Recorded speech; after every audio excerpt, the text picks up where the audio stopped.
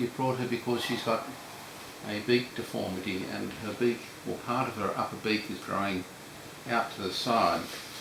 I'm just going to have a look at her for you and see what I think is going on. I'm concerned about my first impressions, in that my first impressions are that we're dealing either with a carcinoma of the beak, that's a cancer of the deeper layers of the beak. Are they beautiful? Hi sweetie. Or we could be dealing with a chronic combination bacterial and fungal infection in the beak from thrush or something like that, starting off in her mouth and then invading into the beak tissues and becoming quite severe, forming a granuloma. So these are the things that are going across my mind at the moment. I'll just bring her up to the camera quietly so that we can see the shape of things, and you've trimmed that upper piece that was growing out to the side here like that.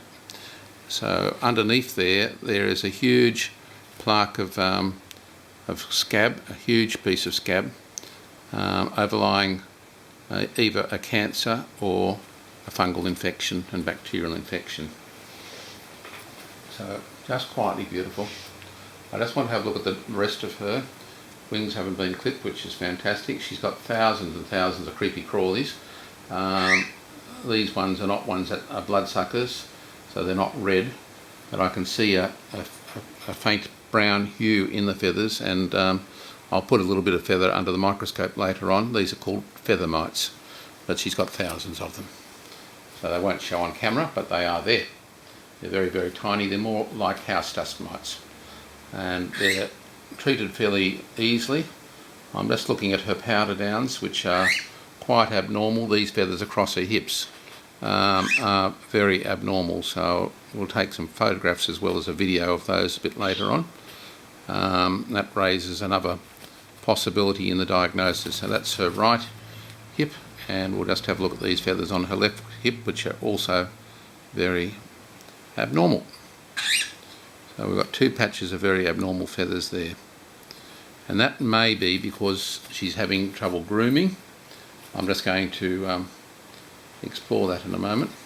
Now her nostrils, I think, have got a partial blockage. I think she's got, I'll have a look with the light in a moment. With my eyes I think that's going on. And right, what we're doing here is just starting to shift the scab. There's scab in her beak,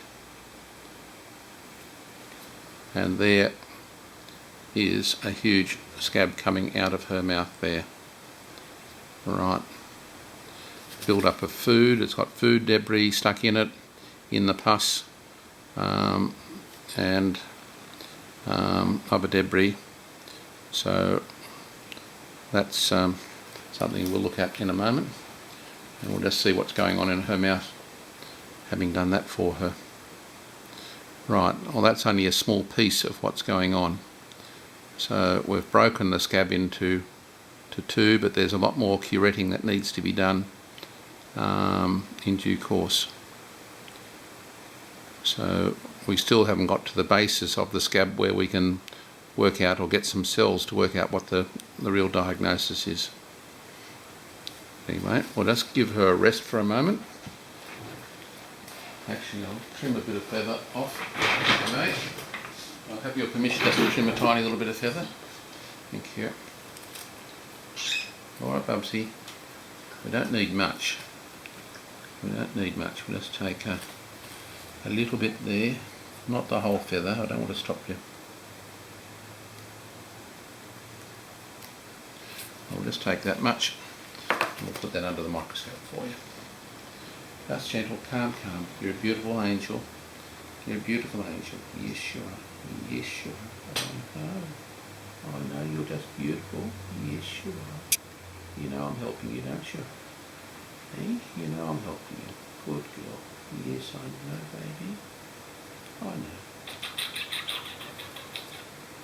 Oh. Let's do that as part one. In your hop. No, in your hop. Up there. Okay. Alright. Well, we'll show you what's under the microscope and put that under the microscope for you and let us see, and then we'll go to the next stage. In the meantime, I'm just giving her a rest to see how she's taking the handling. She's resting nice and easily, she's not breathing heavily, she's not grossly distressed or anything from what I've done so far, so that's good. Okay? Thank you.